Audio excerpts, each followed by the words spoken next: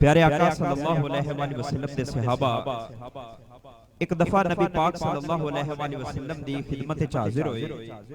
प्यारे आका सल्लल्लाहु अलैहि वसल्लम दी बारगाह च हाजिर होए। नबी पाक सल्लल्लाहु अलैहि वसल्लम गुफ्तगू करते रहे, सहाबा किराम बैठ के सुनते रहे। प्यारे आका सल्लल्लाहु अलैहि वसल्लम दी बारगाह च बैठिया बैठिया सहाबा किराम नु काफी देर हो गई। जदों सहाबा किराम बाहर आए ते अंधेरा काफी ज्यादा छा चुका सी।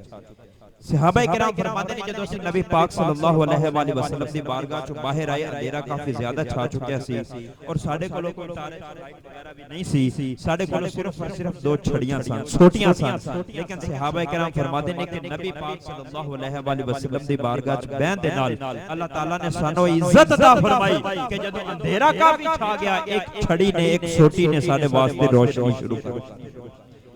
आप फरमाते ने कि असी वो छड़ी दी रोशनी दे विच चलना शुरू कर दिता, सफर करना शुरू कर दिता।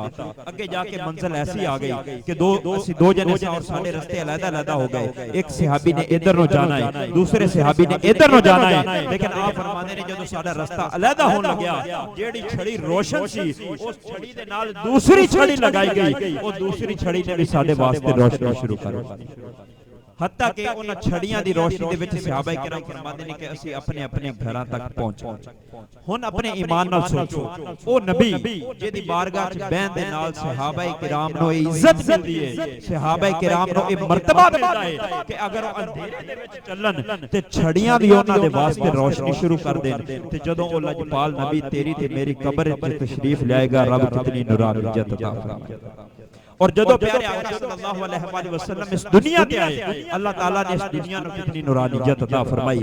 प्यारे आका सल्लल्लाहु अलैहि वसल्लम दी ऐसे नूरानियत नु मद्देनजर रखते होया 3 तो 4 अशार और 1 तो 2 मर्तबा नारा रिसालत बुलंद करके अगले सना खान दावत देनी है। शायर ने कलम उठाया, क्या खूब फरमाया कि बनु हाशिम दे सुल्तान नबी, बने अरशां ते मेहमान नबी।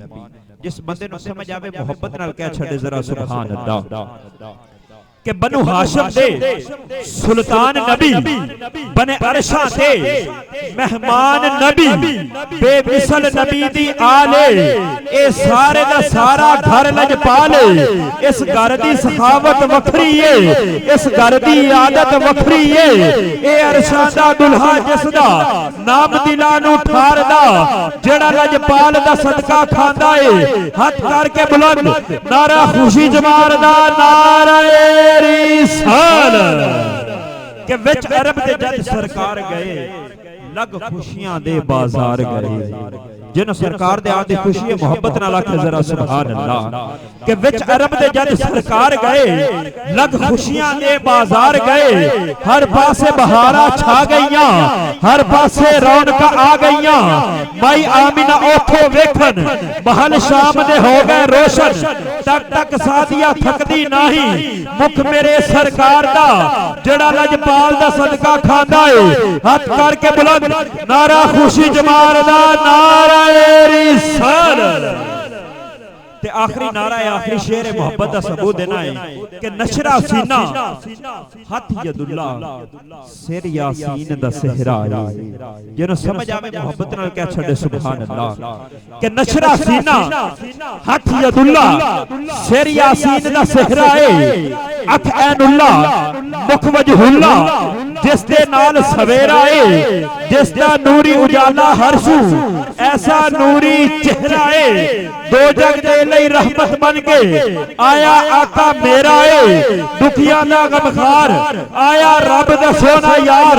हाथ करके बुलंद नारा खुशी जमार नारा